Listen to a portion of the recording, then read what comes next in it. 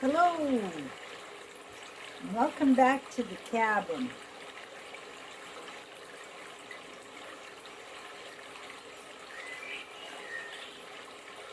We've got our country foods here. We've had a bit of a harvest. It's late in the autumn. We've got deer meat, moose meat, all dried jerky, dried yams, dried currants, cranberries. I got some rose hips here, some dried herbs, pumpkins. Of course, we've got new sage bundles and fresh smoked fish. Let's give that a try. Oh yeah, that's pretty good.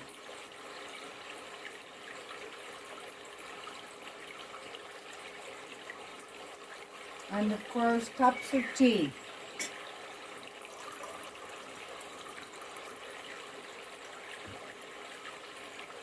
We've already burned the sage, cleansed the area, cleansed the cabin.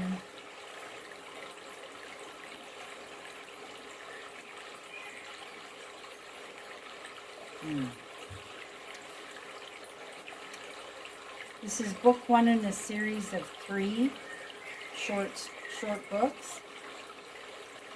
This canoe is Heavy by Grandmother Gentle Bear.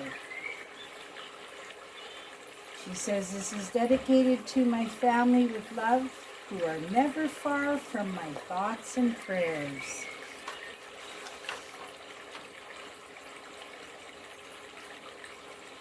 We burn cedar to cleanse all negative energy.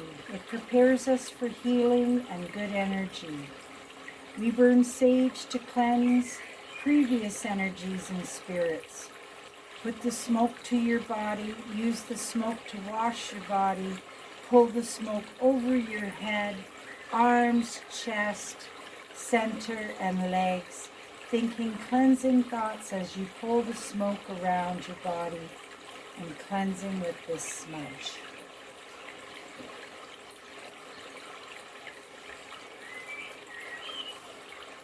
Let's begin on chapter 1. Village life. Most of my life with family was on the land. A small village near the ocean. We all lived and harvested together and looked out for each other. Some were good fishermen and some were great hunters.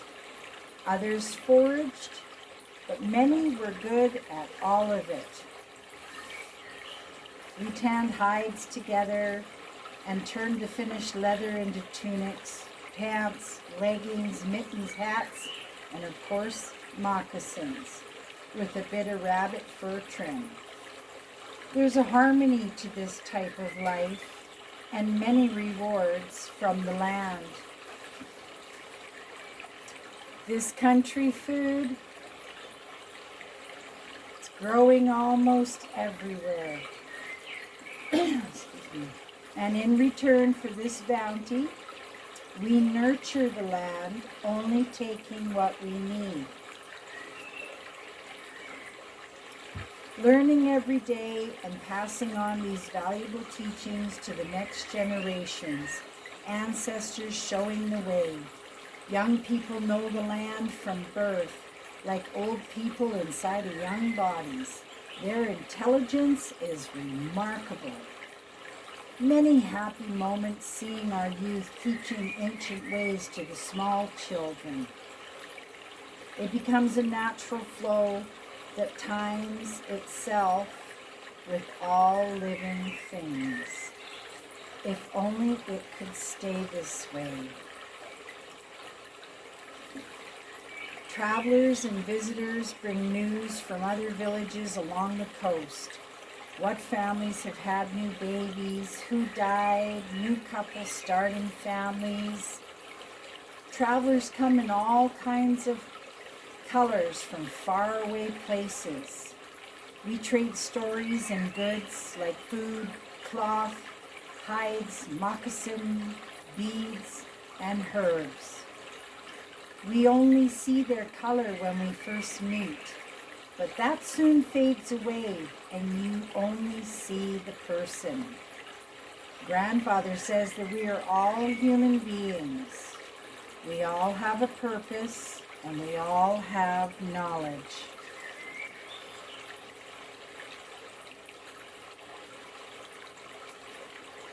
But stories from other villages have roused some young youth, and they want to paddle down coast to meet young women.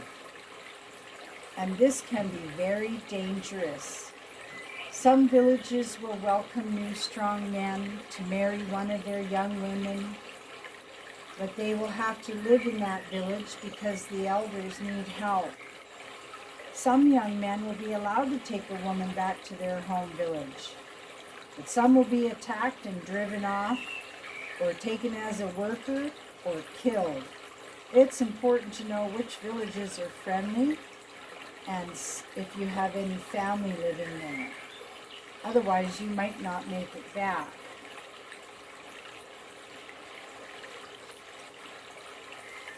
There are many missing people that leave and are never heard from again. Some are taken from us by rough ocean storms with huge waves that capsize canoes and kayaks. Some go up coast and freeze to death in the winter cold. They were unprepared. Some go down coast and you never hear from them again, or you might hear about them from time to time. And others that just go missing. It's the way of the land. Nothing is forever. That's why passing on the knowledge is so important. Some people are lost, roaming around lost, with something in their head not right. Compassion and pity for the vulnerable. I'm thinking about becoming one of those lost people, but on purpose. Nothing wrong in my head, and nothing wrong with the village. I just feel the need to go into the forest for a while, retest my abilities and strengths, and see what it's like. Some of the elders think I'm crazy, but in a good way. And they understand that at some point in life we all need to go out on our own. Maybe it's a vision quest, maybe just time to get away for a while. Almost a holiday. I'll miss teaching the young ones, and they'll miss me too. This is the way things are done sometimes. The kayakers are coming ashore with heavy loads of fish, ocean fish like snapper and cod, sometimes salmon if they're running. The whole village has come to the shoreline to help with the catch. We will eat good again today. I watch the harmony of the villagers. They are my heartbeat, my family. No one is telling the other what to do. We all just know what to do. Most of today's catch will be eaten, but some will be smoked and dried, and then taken on the trail. Once home, the fish goes right on the fire. Some cook on a hot rock at the fire, and some on a stick. It's time for a cup of tea. I like that on some of her pages. You could see where she sits her teacup.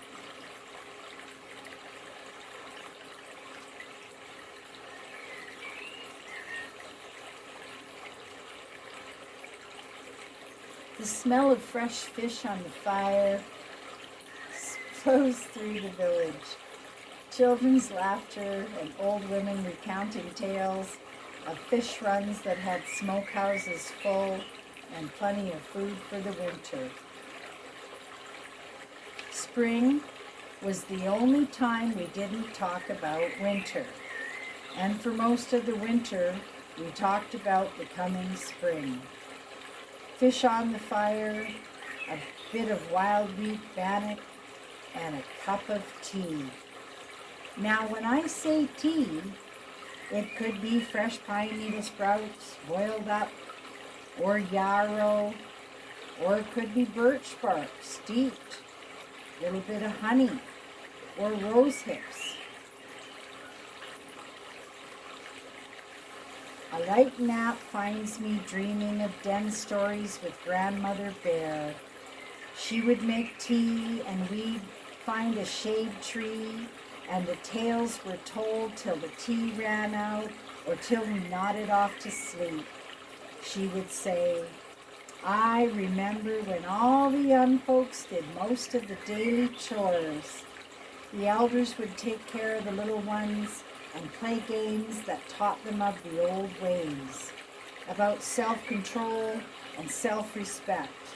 If you live with these two rules, you will be a better person for it. Chapter 2, Life on the Trail. Grandmother Bear would close her eyes and tell long-ago stories of her grandmother, Gentle Bear, and the ancient portage trails that she walked as a child, long canoe trips for seasonal camps, and meeting up with friends and family at these camps, seasonal camps, to hunt, fish, and prepare for winter stores. This canoe is heavy, was often heard on long portage trails that seemed to go on forever.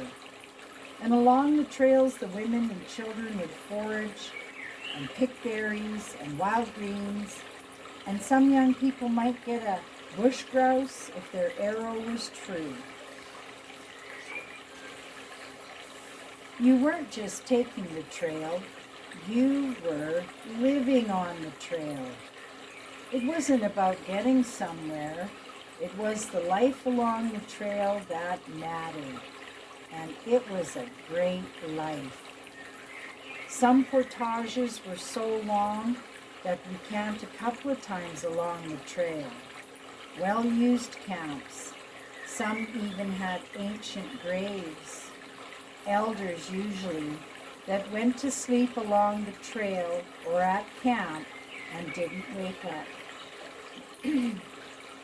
Grandfather said they went to sleep with a smile because their ancestors were waiting for them on the other side, and that their journey was just beginning. That's nice.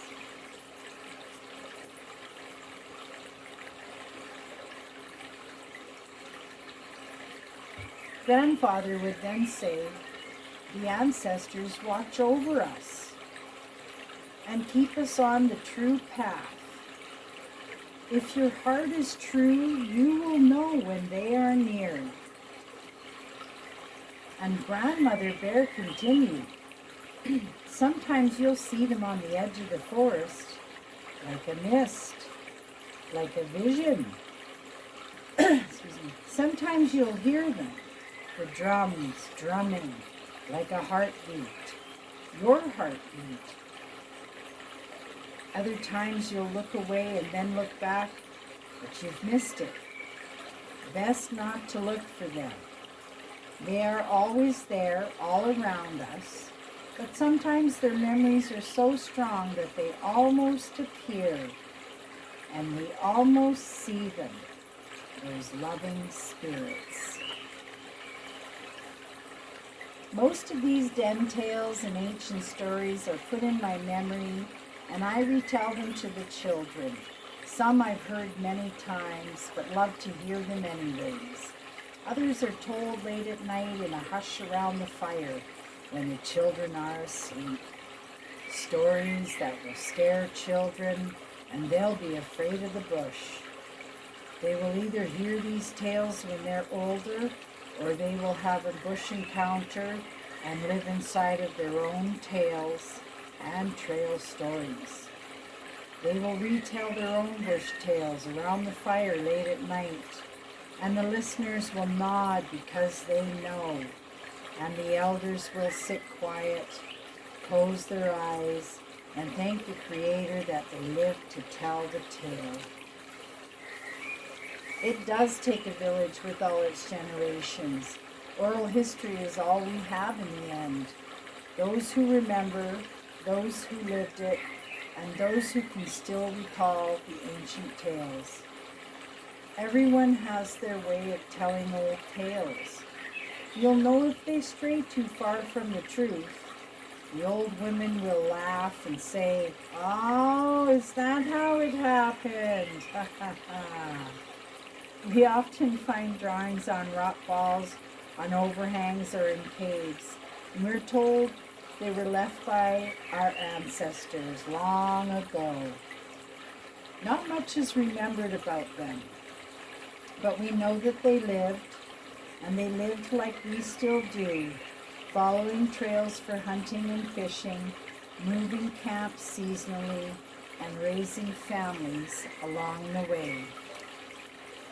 You can hear the villagers calling for everyone. The hunters got 2 moose, and the whole village will eat well tonight and for many nights to come. And of course, some will be smoked and dried for trail food in case of lean times. And even the village dogs are happy. A few bones might find their way to them. It doesn't take long, and the meat is portioned for each family, and the 2 large hides will be tanned by whichever family needs them. And then we will gather in the village hut, where we give thanks. Meat is cooking over the fire at the center of this large space. It is now full of family and friends. The hunters are telling the stories of their hunt, how far they went, what animals they saw, how they ate grouse over the fire, and how the young hunters did what they were told, and learned some hunting lessons passed down over time, like how to read the trail, the tracks, the wind, the weather, and to smell the air.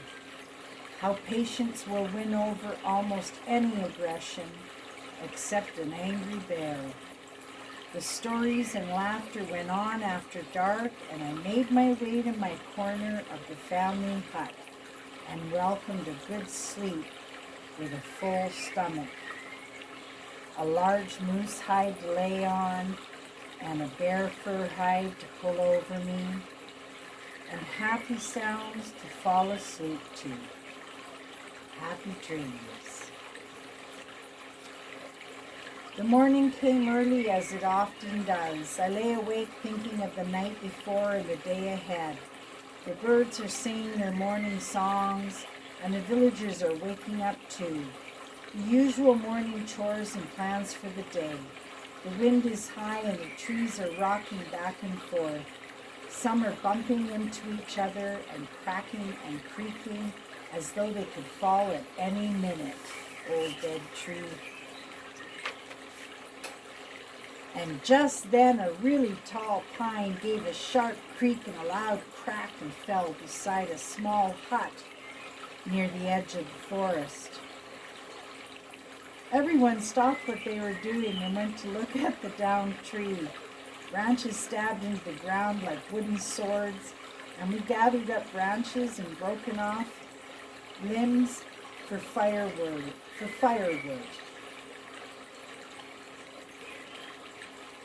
That's the end of chapter 2. So chapter 3, Old Roaming Bear.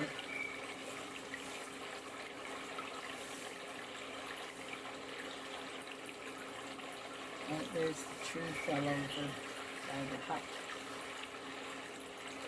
These are done with charcoal from her fire.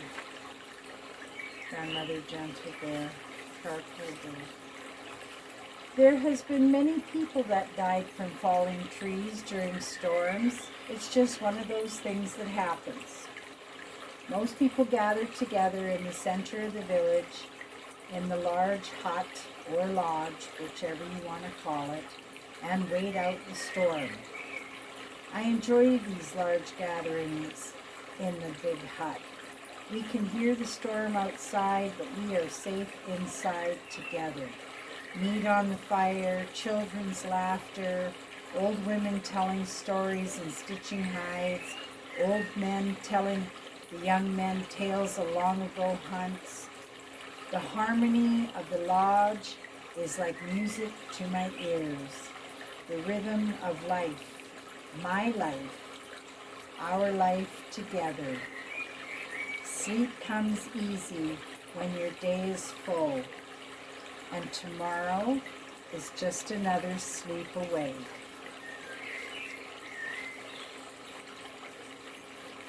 The storm broke through the night.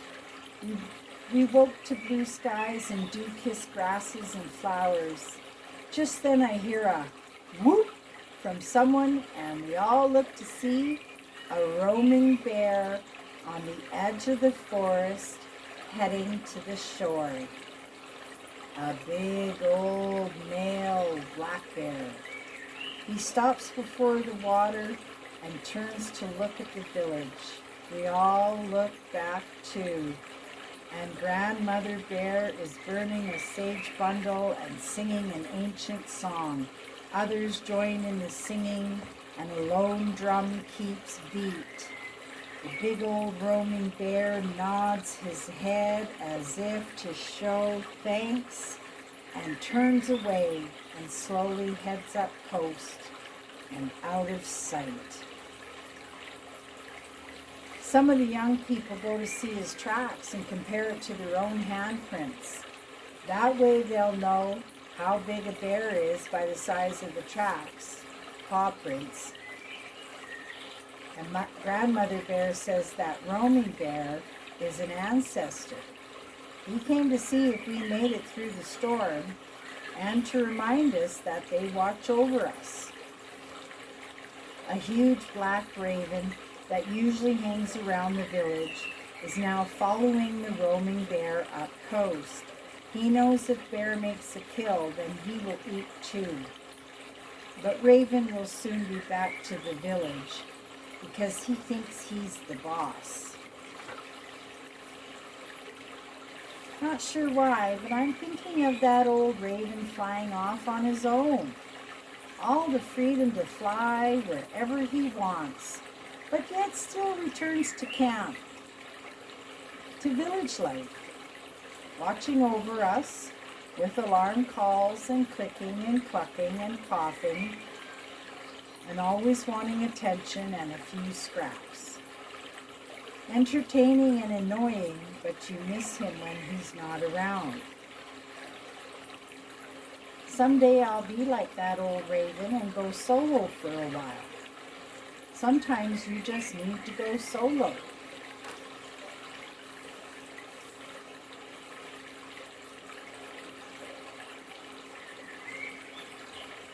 It's been in the back of my mind for a bit now, and I've gone solo when I was younger, but I wasn't prepared, and I was too young, and was just too afraid.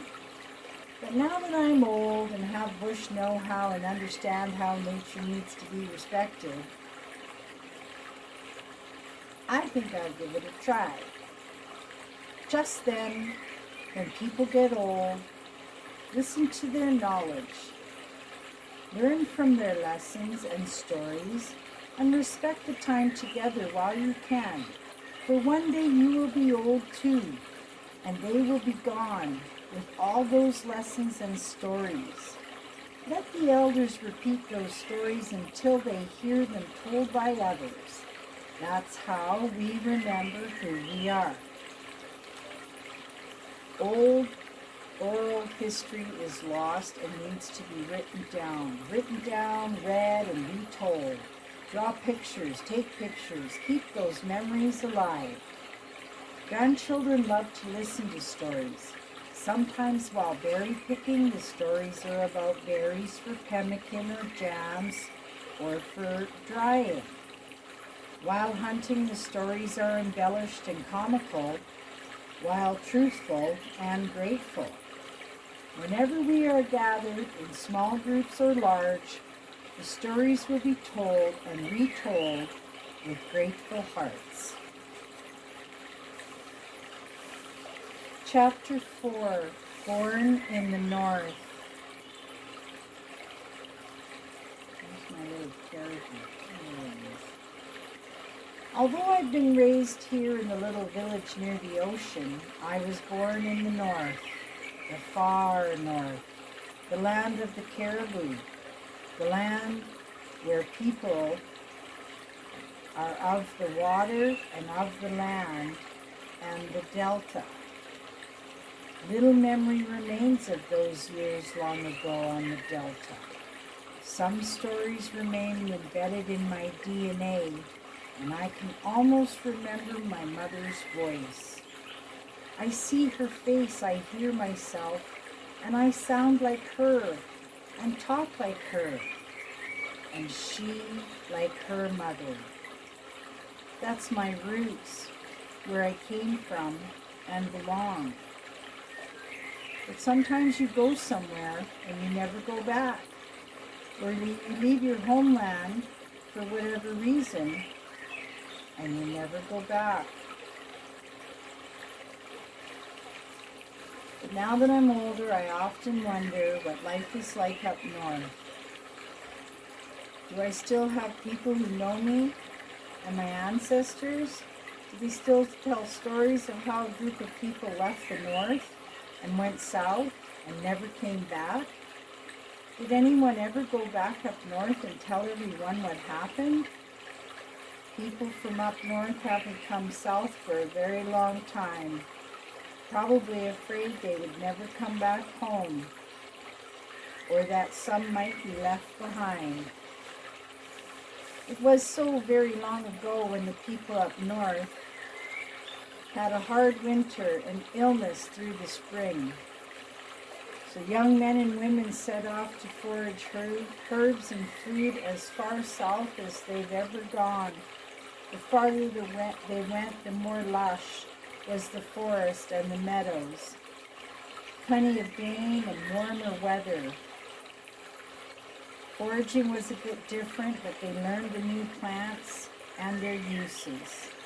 Setting up camps along the way, but on the way to where? Seasons come and go, and more permanent home camps and villages dot along the shoreline, all speaking roughly the same language, with the same respect and traditions. All food is shared and knowledge of food preservation. Children are sacred and we all share in their raising. Elders must be respected and cared for until their death and beyond. All have responsibilities to each other and share chores. Hunting and fishing learned by all, young and old. Those who cause trouble without remorse are sent away, as not to poison the rest of the village. Those with dark hearts and evil ways with no remorse are killed and buried.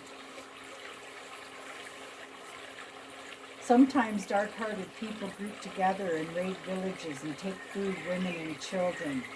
They are hunted down and killed. It's swift justice. Knowing right from wrong, a higher power with Mother Nature and keeping watch. For the most part, there is harmony.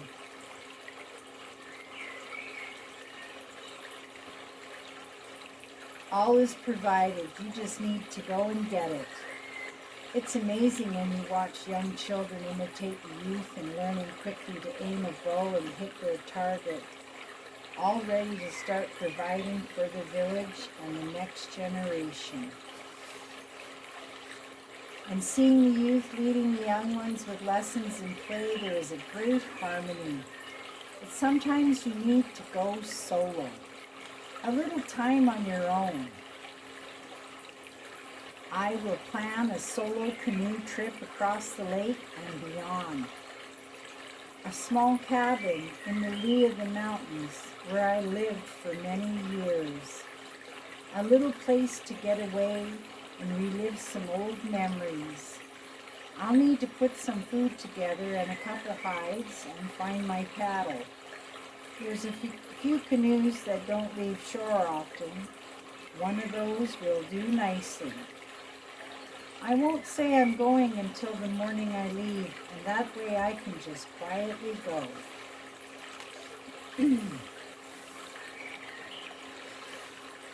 Chapter 5, North to South, Younger Years.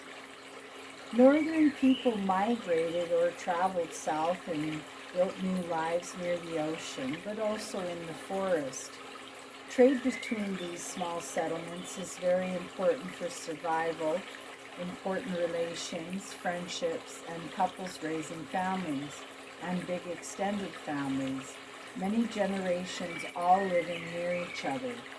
We don't say we are obligated to each other, but we are, and it's okay.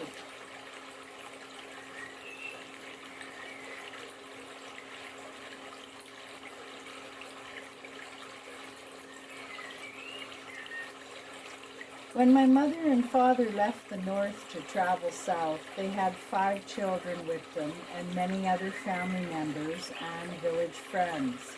Not sure how many. I've heard 50 people, but others say 20 people. A journey that would take them many years. 2 of the youngest children died during those years. Buried along the trail. And me with my 2 older siblings, we were thriving on the trail. There were other children, and we were all family. Carefree days and well-slept nights, the best life a child could have. A huge smile is on my face just remembering those years. I'm the lucky old bear that outlived them all, but at the same time I'm left to grieve for those lost times and people. We settle in an open meadow surrounded by a lush, mossy forest with the smell of the ocean nearby. Some lived in wooden huts and made of branches, woven and tied together, much like a wigwam. Some lived in teepees, made of wooden poles covered with hides. Some lived inside the meadow, and others lived in the shade of the forest, but we all shared what we have. It's our way. We always share what we have with each other. When many people in the village fell with illness, it was the sharing that spread the illness. Many people died, and many stories were lost forever.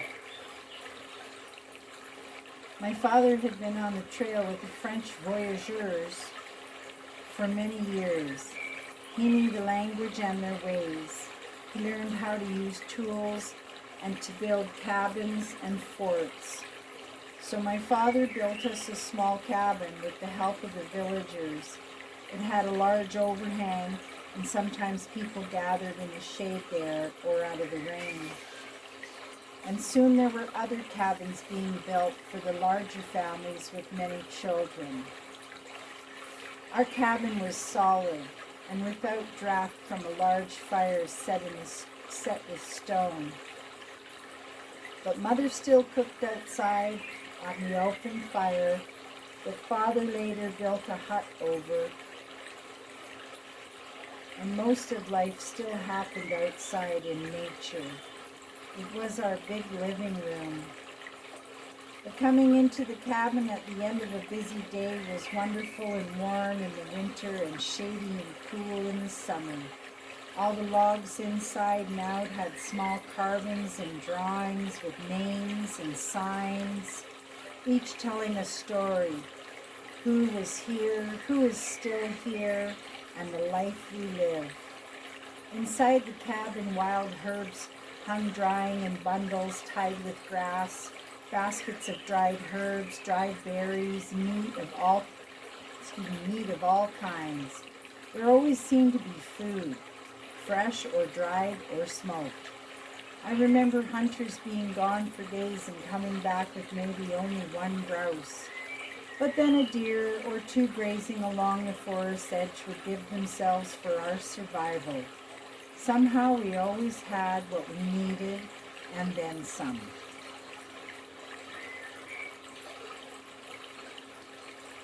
We got to know the seasons for fishing too.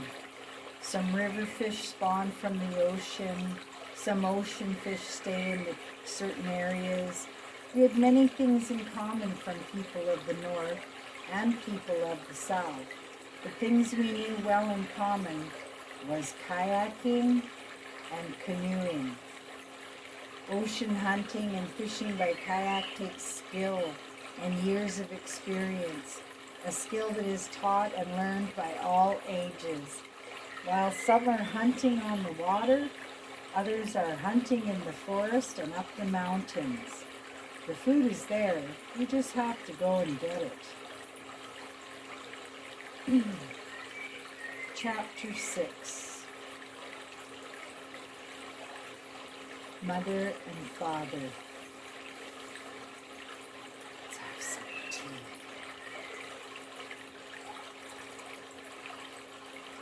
This pot is heavy.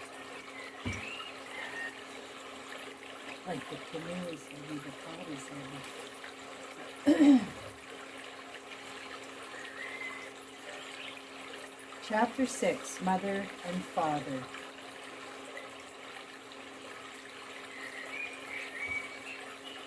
I remember Mother was one of the first to die. She wasn't up in the morning, and my father said she's in a deep sleep, talking to angels who will guide her to heaven's gate. We knew what a deep sleep meant. We've been around death before, but the angels with Mother was new to us. Father had heard the voyageur prayers and praying for angels to watch over them. He explained how when some people die, they become spirits or angels and watch over their families and keep them from trouble. It's okay to cry and miss your mother, but she will always be here among us and part of our lives and in us too. The days ahead without her will be sad, and they were. No one seemed to want to talk about Mother or her death. I wanted to retell all her stories, but it was not to be.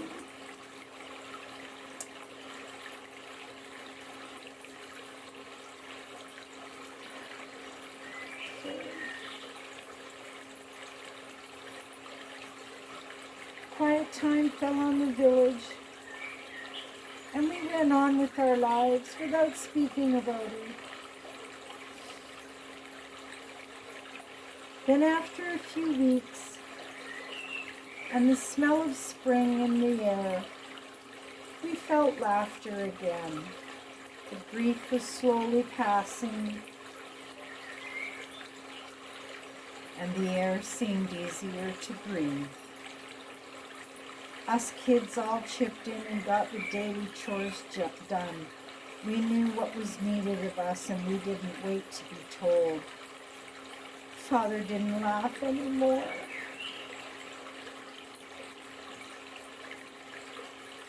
But he did smile at us from time to time. His sickness came quickly and took him in the night. Father was having a deep sleep too.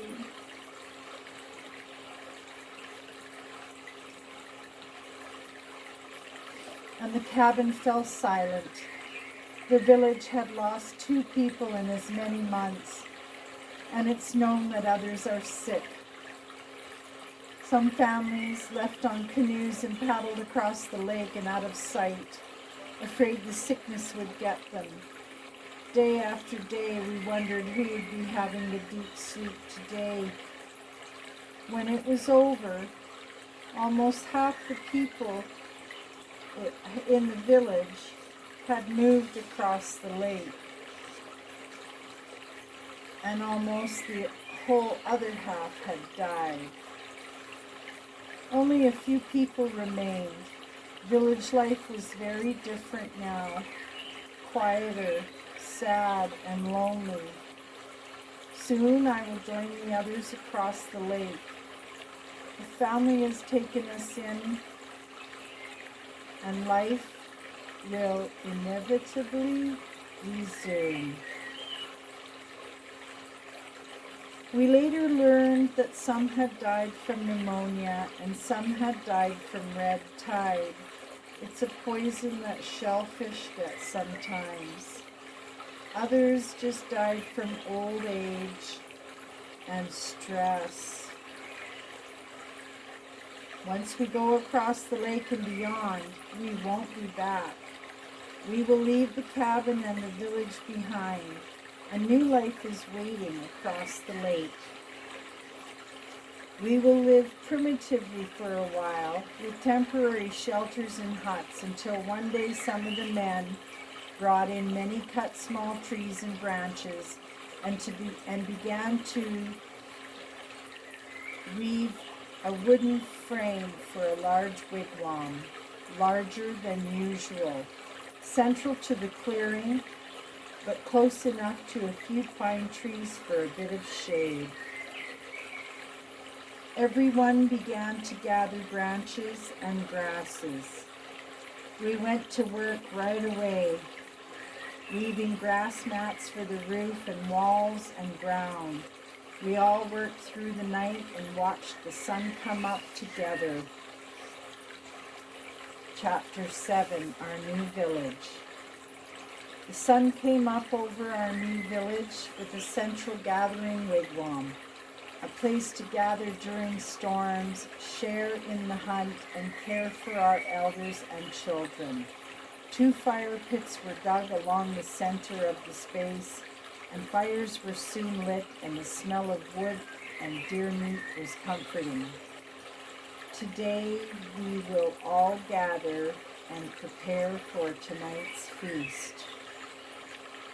The new hut was earthy and fresh, with raised benches along the walls with many sleeping areas for orphans and elders. We were home. Elders were picking their spots, and I had picked mine too, alongside grandmother.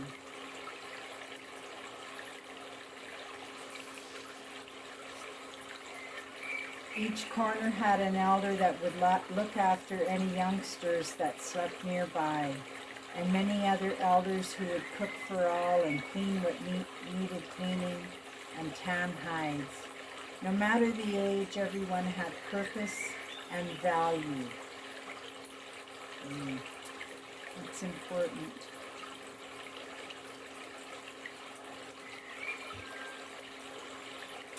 Feast night was long and filling, and the stories were non-stop. And this is when we hear the stories of mother and father.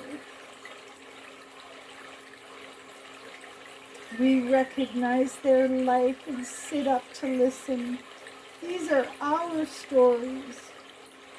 These are stories that we will tell one day. And we laugh and we recount the days, we cry, we laugh some more, and oh, the memories. Stories of those that came before us, stories that were lost along the trail, and those who were taken far too soon. Hearing their stories and all their memories lulls me to sleep, surrounded by my family, my village, and my future.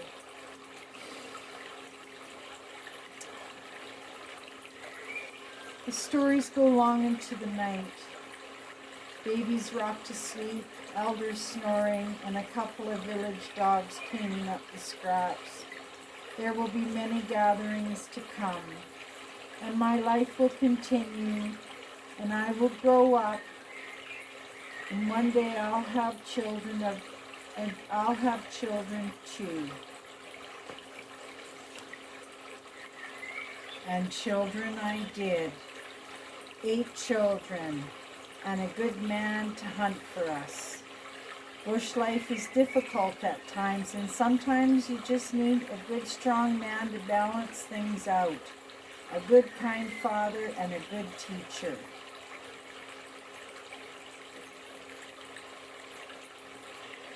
One winter, while crossing the frozen lake, my man and my two oldest sons fell through the ice, and they were gone. It almost tore me apart.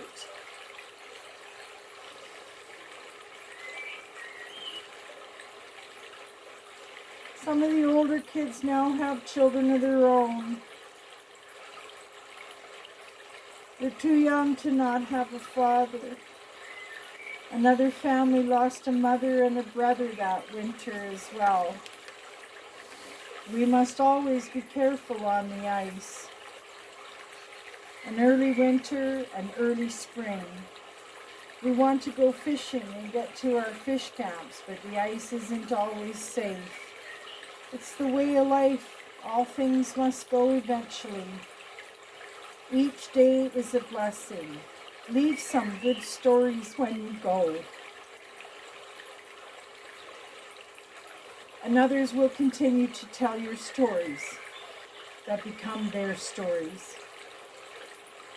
And I will be someone who wants to tell those stories and add some of my own trail tales. I have 6 children now and 5 grandchildren.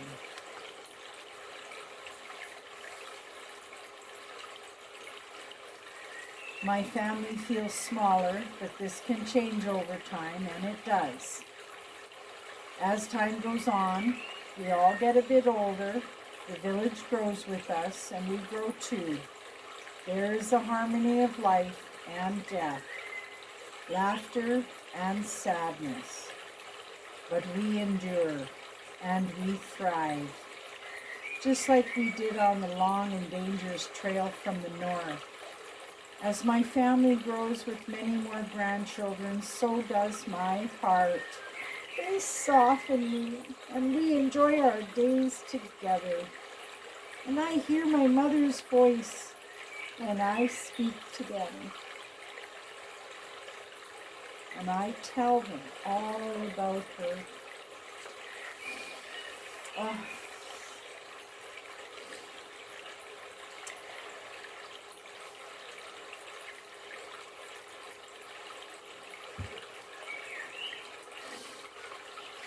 The stories come easy, always a lesson and always little ears waiting for the next story.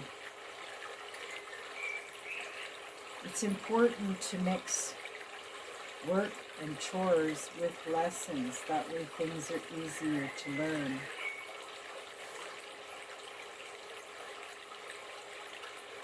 We talk about different plants and their uses. And by now, most of the youngsters can tell me and each other what the plant is and why we need it. Mushrooms, they can be tricky. We only pick the ones we know for sure are edible, and we dry some, but always cook them. Don't eat any mushrooms that you're unsure of, and don't eat them raw. Now, berry picking is my favorite. It's in the autumn when it's cooler, and you can eat them as you pick. And the kids and youngsters can feed themselves while they pick too. Never too young to pick berries. And some of these berries will keep through the winter, dried, powdered, and added to pemmican. Rehydrated, rolled into dough, with honey for a treat, cooked over an open fire on a branch with the bark peeled off. And the youngsters can get their own branch, peel it, and roll the dough on. It's now up to them how long they hold it over the fire. Chapter 8, A Canoe Adventure Across the Lake.